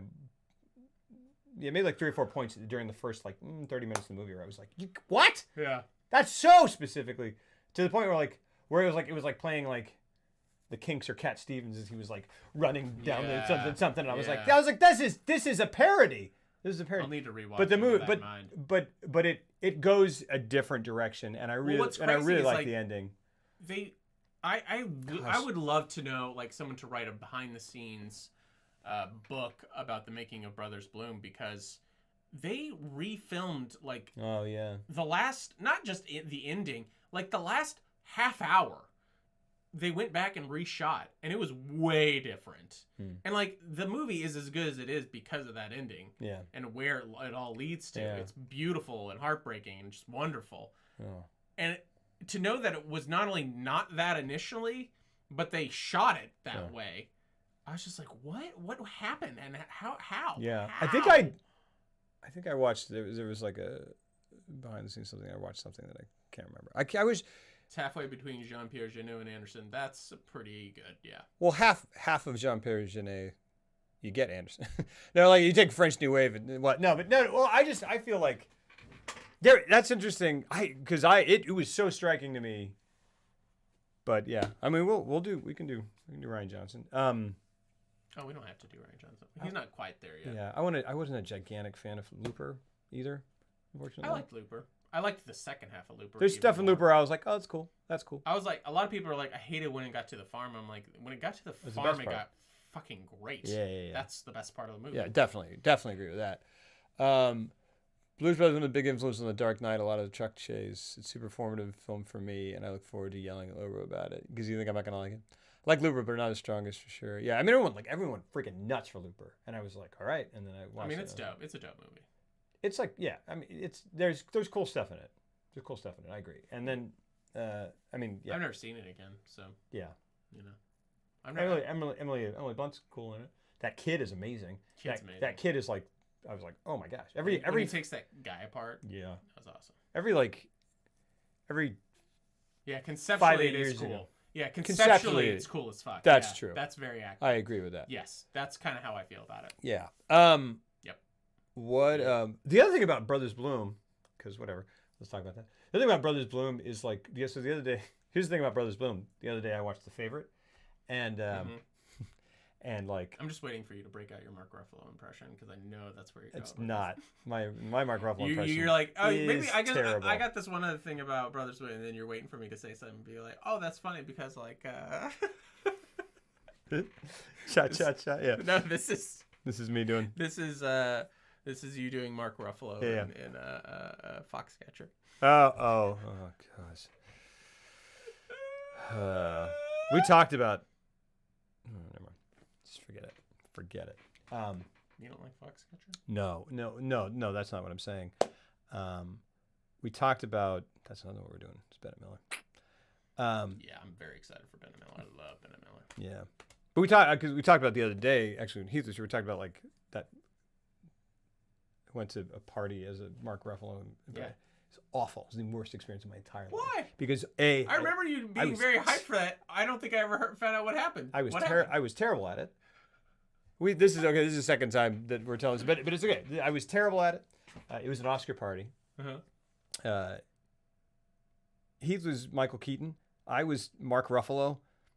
Yeah. Because they had asked him, he was like, I have a friend who looks like Mark Ruffalo, and they're like, good enough, bring him on. And I was like, what? Wait, you didn't know anybody there? You were just like, oh, absolutely not. You're like, here's my guy who looks like Mark Ruffalo. Yeah, well, and then his girlfriend was Emma Stone, and I was like, of the three of us, that makes the most sense because she has red hair and big eyes. But yeah. So I was like, I went and I was kind of like, all right, so it's Foxcatcher because it was the year that he was nominated for. They were both nominated for Birdman. Emma Stone and Michael Keaton. Ruffalo was nominated for Foxcatcher. So I got a wrestling kind of sweater. And, I remember that, yeah. And like couldn't. You were very proud of it. Couldn't shave my head. Was I? Yeah.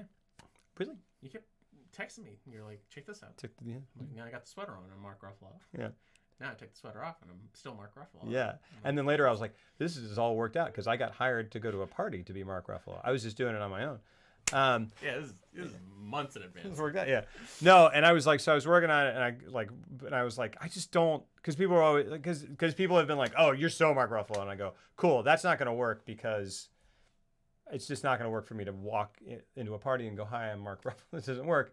And so I tried to sort of work something up based on interviews and stuff. And I got to a point where I was kind of like, that's kind of it. And then I like went back and watched it later. I was like, no. But that wasn't even the worst part. I mean, that was the worst part. But the worst part was we went, and it was an Oscar party where we'd been invited to do this. And I was like, cool. And then I realized, oh, it's like a corporate party. Oh. And then I was like, oh, so you were like working a party. Yeah. Oh, okay. And I expected, and I was like, who are these rich, or was it like super rich people who were just coming into, it's like, let's bring these actors into like what a weird. Yeah. It was very Eyes Wide Shut kind of thing. Yeah. And I just I'm going to have sex with these three people. And I Right, want you to sex be with Mark Ruffalo. Ruffalo next. No, but the thing, that's what I was like. I was like, cool. Well, if they saw Foxcatcher, which they asked for a Mark Ruffalo impressionist, they saw Foxcatcher. Then I got there and realized, no, there's a company. No one knows any of these actors. They've probably heard of Michael Keaton. No one knows who Mark Ruffalo is. And I'd be like, hey, Mark Ruffalo, and they'd be like, which is awful, and it was really bad. And then they'd be like, who? And I'd be like, I'm the Hulk, I'm the Hulk or whatever, and I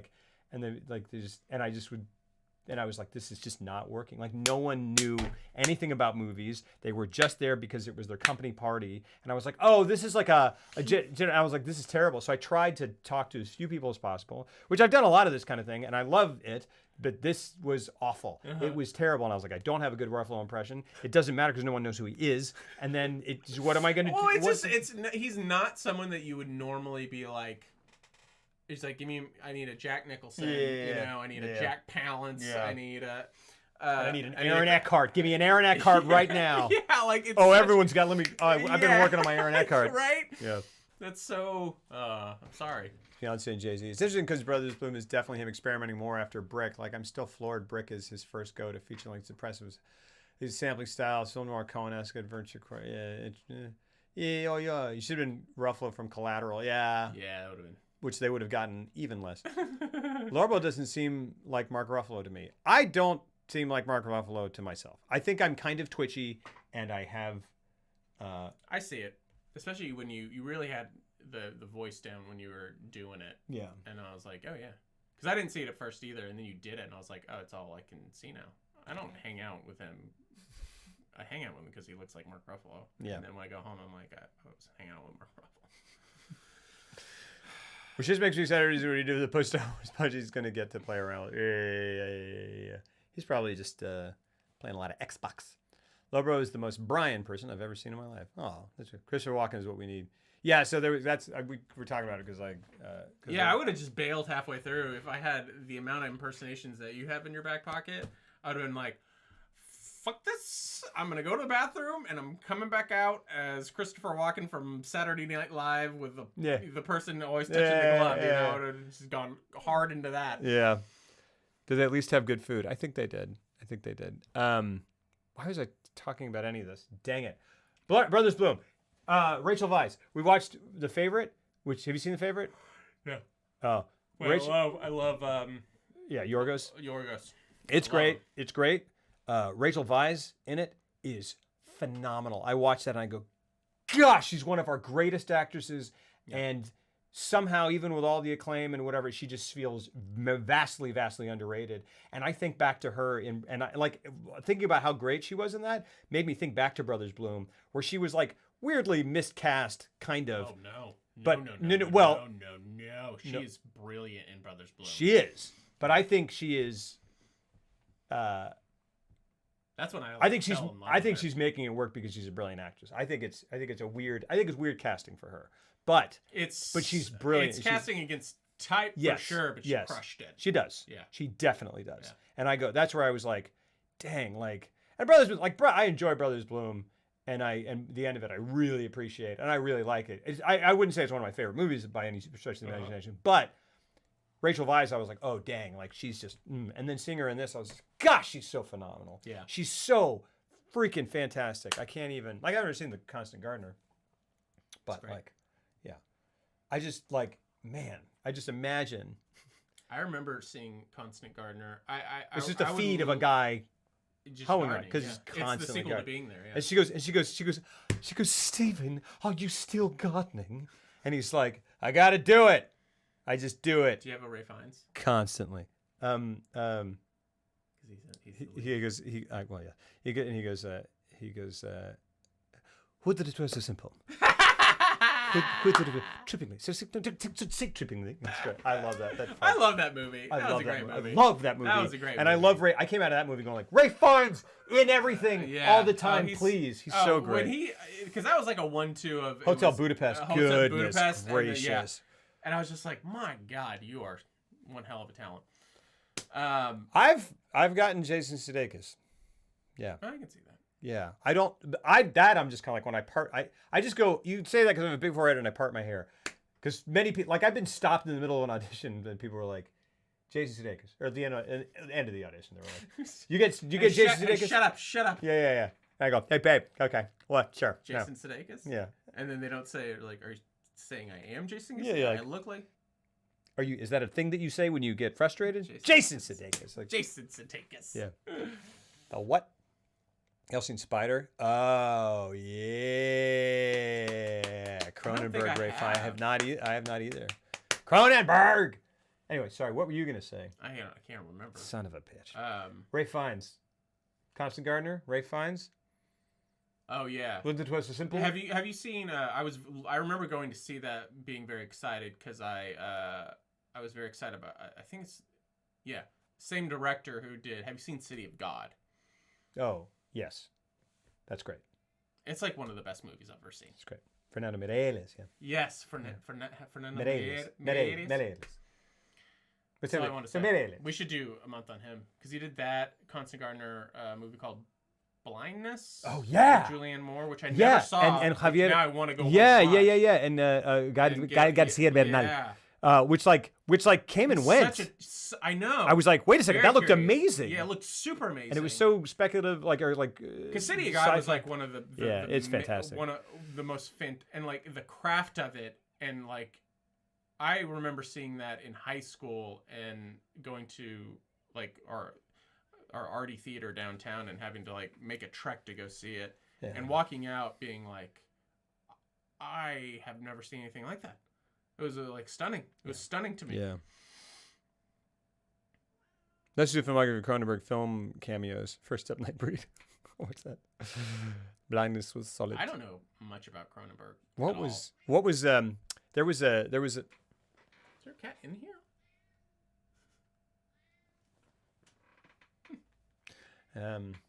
Ghost. There's a Cronenberg. What has Cronenberg done?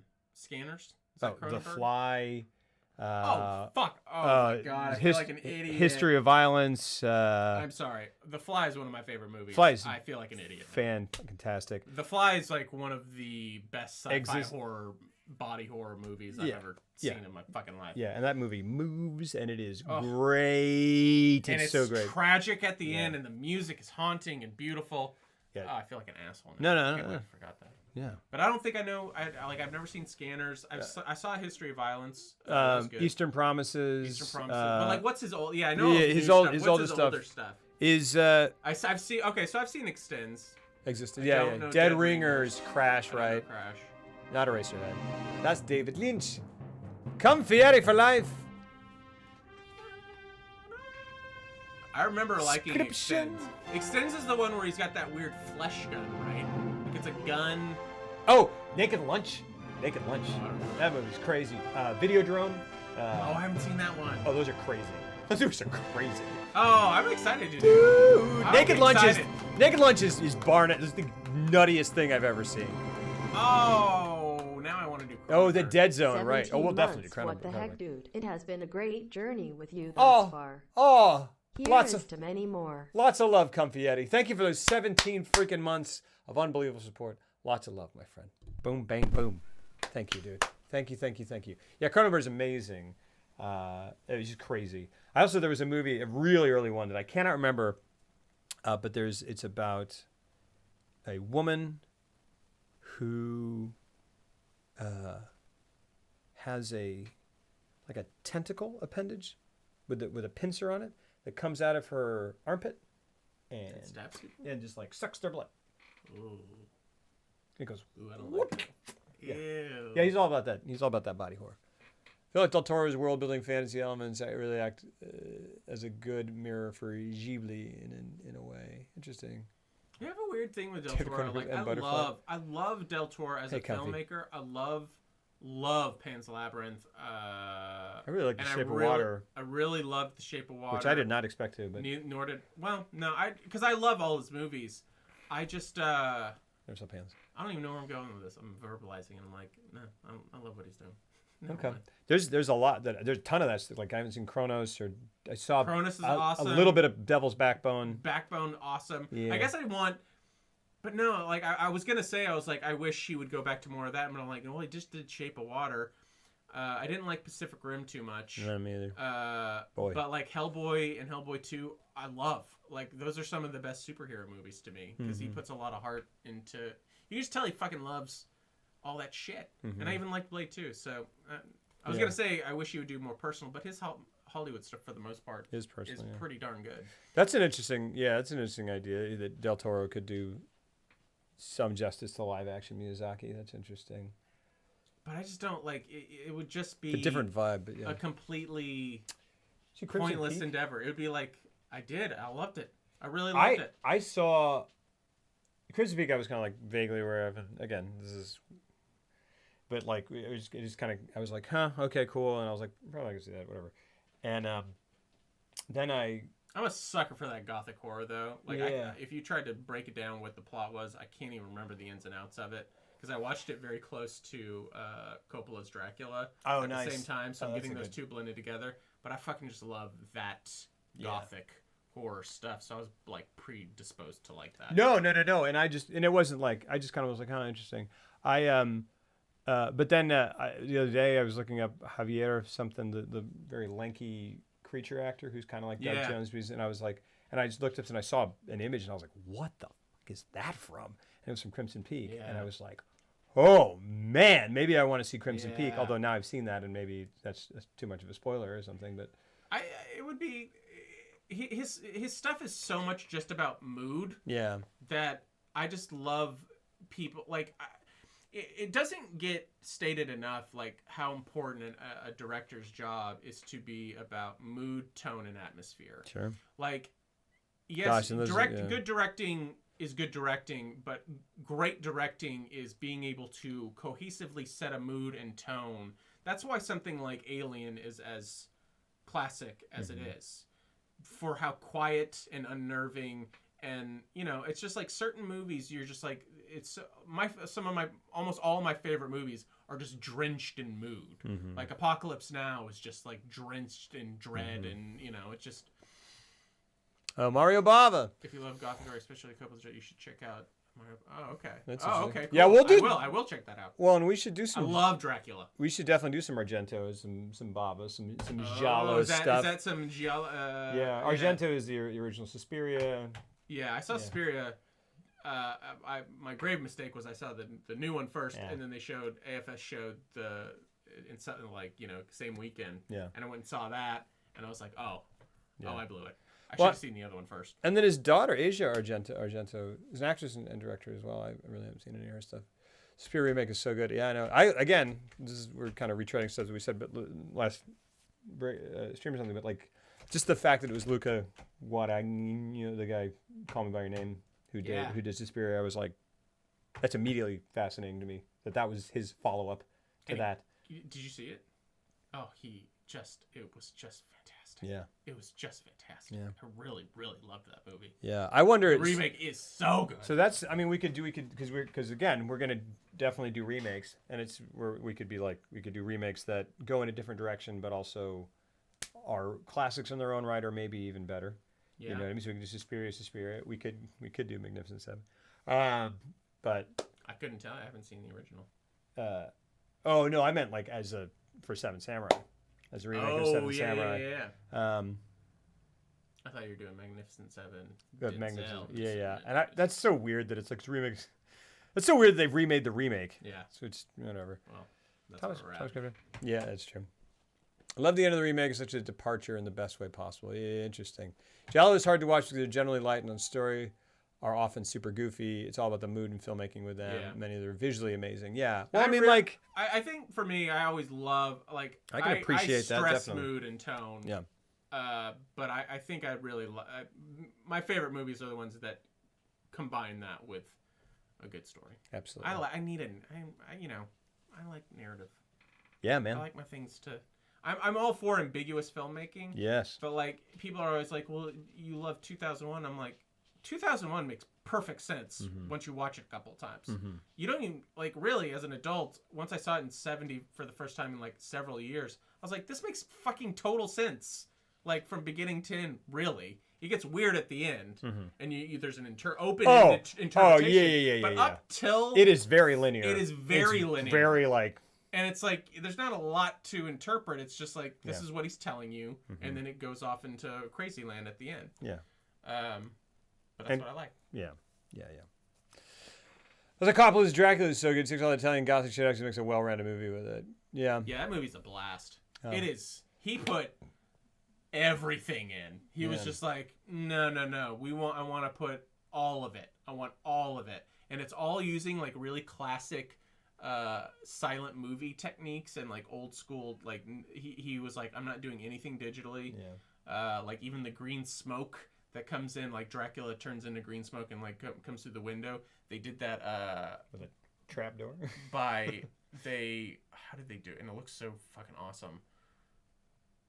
Something to do with like photochemically, like having to bring the photo strip back through and then doubling over. I can't remember how they did it. Wow. But yeah, nothing's digital in that movie. It's awesome.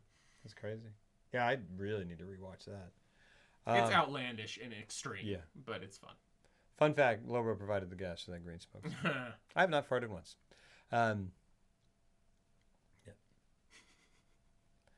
But there's still time. Yeah, we also need to do a non-Godfather Coppola, like, whatever. Because there's some interesting stuff. Like...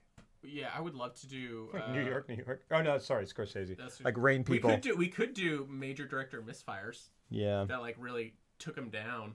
Like it's such an interesting... It's so weird. Cause one from the Heart... Oh, yeah. Shattered Coppola. Yeah. That just took his wole career down. Yeah. New York was another one that, like, really pegged... Scorsese. Until he had to come back with Raging Bull, but he was like, I'm done. Yeah. I'm gonna die, first of all, but, like...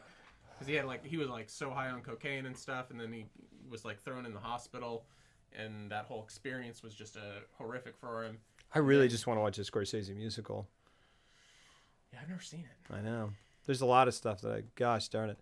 Have you seen Shutter Island? Sorry, Yes. I watched it again, like for the third time. Yeah. And I don't know why that's not considered one of his best movies. I really didn't like it. Have you watched it twice? Because it is a completely different movie on your second watch. Everything. But I think that's works. another one where And like everybody that you think you're like, oh, he's looking at that person because of that. On your second rewatch, you're like, oh my god, really? That is Mark Ruffalo is looking at that person for a completely other reason. It's awesome. It's great. All right, so final thoughts on Cagliostro and HOWL'S. Jeff, which version of Couples is your Oh, Shutter Island, cinematography is gorgeous. Yeah. Okay, let's wrap up these guys. I'm now getting to the point where I'm tired and my brain is shutting down. Cool. But I'm going to answer this real quick. Yeah, please. Original cut is my favorite Apocalypse Now. Because he has. Yeah, you're pretty happy about that. Yeah. I like the extended version or the redo, but it just grinds the movie to a halt. He was right to not include it. I haven't seen the final cut. I don't know what that is, but the first one's a masterpiece. So I think it just includes 45 minutes from Rumblefish. It's just right there. Rumblefish. That's a good movie. I've seen it. It's good. He did 2 S.E. Hinton novels, The Outsiders and Rumblefish. Oh, yeah. They're the same guy. Mm-hmm. Okay. What else did he do? Cotton Club. It's so Peggy Sue Got Married. That he did The Outsiders. I know. I remember liking that. I never thought it was a Coppola movie. Yeah. Like what? That's the thing is like, what is a Coppola movie really? It's interesting. I mean, yeah. Captain EO. It's strange how it's like Apocalypse kind of broke him psychologically, but then he got success. It was a successful movie. Yeah. And artistically successful, and that sent him, like, I feel like that movie fractured him, like psychologically. He got success from it though, and a psychologically broken guy with a massive ego was like, I'm doing a fucking One from the Heart musical, and I'm putting everything into it, all the money, all the stuff. I'm gonna direct it from a trailer and refuse to come out. Like, the stories I've read about it are just fascinating to me. Yeah, Captain EO. Yeah, Francis Ford Coppola directed Captain EO. Yeah. Super exciting to see with a French family in the middle of the jungle. I did. I on its own, it's fantastic. Like ghosts in the middle of the trying to this civilized society trying to maintain in this harsh environment. Like, I love the idea of it. It just doesn't need to be there. Seen Captain EO like 20 times. Yeah, I mean, I think Lucas was involved too, or Spielberg as well. But like, Coppola got a fortune with his wine business. Yeah, man. I mean, I don't know if he made a fortune, but I think so. Yeah, you can get Coppola wine anywhere. 100%. Yep. That's definitely true. He definitely is. It is, yeah. Peggy Sue Got Married, you ever seen it? No. It's a time travel. I've seen the poster for it. Yeah. Nicolas Cage. All right. Yeah. You sleepy? Yeah, very sleepy. Do I look sleepy? Yeah, you got tired. You got quiet. Very tired. Yeah. You burnt yourself. Hey, you did what you said you were going to do. I know. You're like, I'm going to go for it, and then I'm just going to go until I'm tired. I'm surprised it went. I'm surprised I got this far. Both movies out of 10. That's going to be. It's hard because when you compare his stuff to like other stuff, you go like, well, and even his Cagliostro just doesn't feel like, I'm like, oh, that was a hired hand type project. He did a fantastic job. But for what it is, like, it's awesome. I would give it a 9. Yeah, me too. 9 or 10 out of 10. Like, I really thought he crushed what was there, but it doesn't feel like that's a fair comparison to like everything else that came after it. Because HOWL'S to me was more HOWL'S like an 8. Is like a 7 to me. Yeah. HOWL'S is an 8 because I'm on board with it, and then the ending is kind of like I wish I wanted more. Yeah. But yeah. I give it a 7. Yeah. I feel comfortable. Whereas Spirited Away for me is a 10. Yes, I would give Spirited a 10. Yeah. I would. Yeah, it's weird because I'm saying I like Kiki's more, but I'd probably give Kiki's a 9. But almost all of that is due to how we broke down the lack of school training. Which training? Yeah. That's all we need is more formal training in movies. That's just what I want. I just want to see. I want the characters to be trained. Montage. Needless to say, I'm so glad Cagliostro wasn't scripted. So am I. I'm so glad because now. I'm glad. Yeah. Thank you. Thank you for convincing us to actually stick with that one because I loved it. Yeah, I really wanted to do it, and I'm glad we did it, and I'm glad now I can be like a proto hipster and be like, yeah, I saw his first. Have you seen Cagliostro? Yeah. And me too. Yep. No, I loved it, and I also loved this one. I really liked this one. And then next week, Princess Mononoke. That's how it's pronounced. Yeah, and apparently that one is like the least one, like the least for kids one. Really? Yeah, in some interesting So ways. he does more like that was adults yeah. stuff. Well, not like I don't think it's like sexual or something, but just like I think it's just pretty like violent. I don't know. I really don't know. Very curious. But this is interesting, and this is what I wanted to talk about, and I guess we could talk about it more then, and that would make more sense. But like this idea that animated films, like, because you watch these and you go, these are for adults, for kids too, but these are just pieces of art. These are just films. Yeah, absolutely. And they don't pander, they don't lean, they don't pause the narrative to make a joke.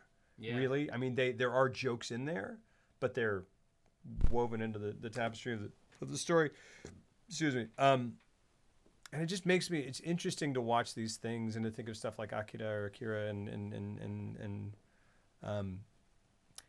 just go like, what would it be like if Disney had like, because they had like Touchstone and Hollywood Pictures and all these things, like where they made adult like films for grown-ups. Mm.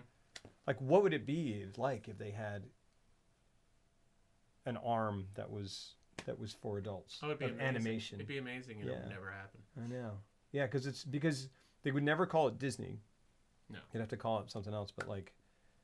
But it would just be interesting if they put their resources in their animation department and everything. Like, because there are people in there who are just like itching to kind of like. God, yeah, like very talented, already like well-established filmmakers who would love to tackle some adult stuff. And well, Mononoke is the only one with full penetration. That's why. Oh, that's why it's awesome. Yeah, can't wait. That's all I've been waiting to hear. Yeah, like Princess Mononoke. Yes, Kay. That's the best joke of the night. End on it. Yep. Oh, I was misinformed. More mature themes, I'd say, is definitely a tale of how people should treat the environment. So we're looking for some Avatar stuff. For reading after you watched it. Nice. The Paris Review. Avatar, more like Ferngully. More like Pocahontas. Like Ferngully. Yeah. The forest is screaming. You fucking asshole. You killed the forest. It's bleeding out. I remember watching that and being like, Yeah. Do you remember this? I'm Zach. I don't. Okay. So I don't What's know up? what we're doing here. I'm Zach. That's the whole scene. Is that what he says? No, he goes, I'm Zach. And she goes, oh. So do it to me. I'm Zach. And she goes, I'm Krista. Because she's never shook hands with me. See what we're doing? See what we're doing here? I don't know. Shake hands. Yeah. Because I'm a fairy. Get it? Yeah. Have the same appendages. We all, whatever. It's just different. Yeah. All I remember from that movie is them spray painting trees and me knowing that was wrong. Oh, I didn't like that. Yeah, I didn't like that. Cut this one. Cut this one. Why are you doing that? Don't do that. It's that tree, that beautiful tree. Yeah, and then the smog guy comes out and he goes, feed me. I mean, I'm the Oogie Boogie Man. I mean, I'm the alligator from the Princess and the Frog. I mean, Hexus. They're all the same character. Yeah. Yeah, definitely Tim Curry. Liquidus, Tim Curry. That was my hot take for the end. Those are all the same character. Can you believe it? This stream really took it out of us. What happened? Yeah, I don't know, man. I don't know. Well, you said they're very real. You're like, I don't know, man. Yeah. I don't fucking know. It's full of stars. We missed it. What? I did want to talk about, that was what I forgot to mention. I wanted to talk about how she goes into his dream. And he's like, he's, I guess, finding the star that becomes Calcifer. And it's not like I watched this in chunks or anything. I was just like, wait, did it skip? I was just like, what? She walked through a door. And now she's going back in time into his dreams. And then at the end, she's like getting sucked back in time. She's like, find me in the future. And I'm like, what? There's 1.21 gigawatts. Yeah, it was weird. Yeah, she sent him a letter by a horse. Yeah. But she went. She went through the blue door. Like, right? Because like the whole time they were like, don't ever go through the black door. But she didn't go through the black door. She went through the blue door, and it was. Did they set that up? She went through. I didn't think they did. That's all I need. I just didn't know maybe I missed that. I did not think they did, but it would make more. It makes all the sense in the world if I somehow missed that. But I think I rewound. It was like, no, she went through the blue. You know, like the spin the Trivial Pursuit, whatever they go. But also, what's the deal with, like, what is the name Calcifer? What is that? Because it sounds like Lucifer, but instead of light, it's calcium.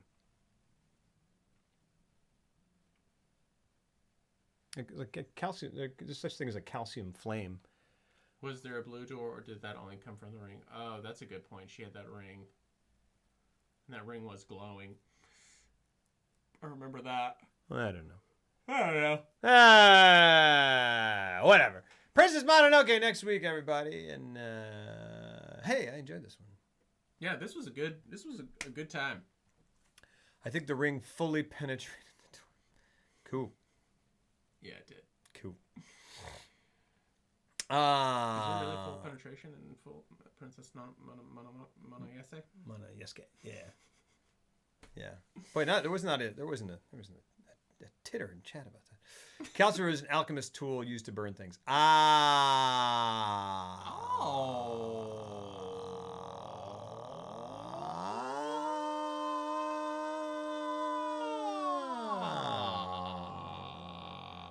THX. All right. Bye, guys. See you later. See you next week. Boom, boom, boom. And then what? Who knows what we'll do the month after. This is I genuinely don't know. Yeah, I don't either. It's suspense. We got Catherine Bigelow. All right. Let's talk about it. Let's talk about it. All right, guys. Lots of love. Thank you so much. As always, you know, I hope by now how much I love doing this.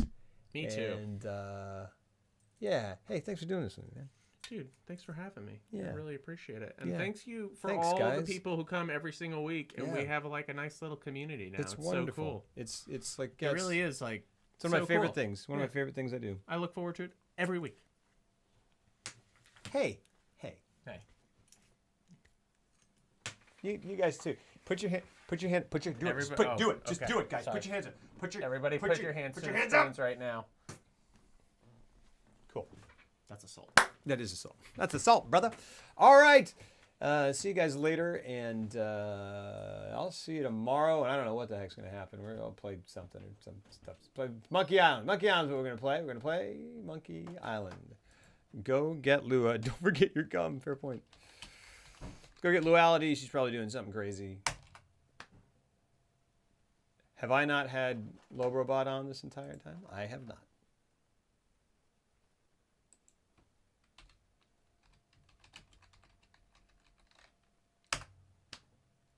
I already have a raid in progress. I do? I don't see a raid in progress. What the heck is going on?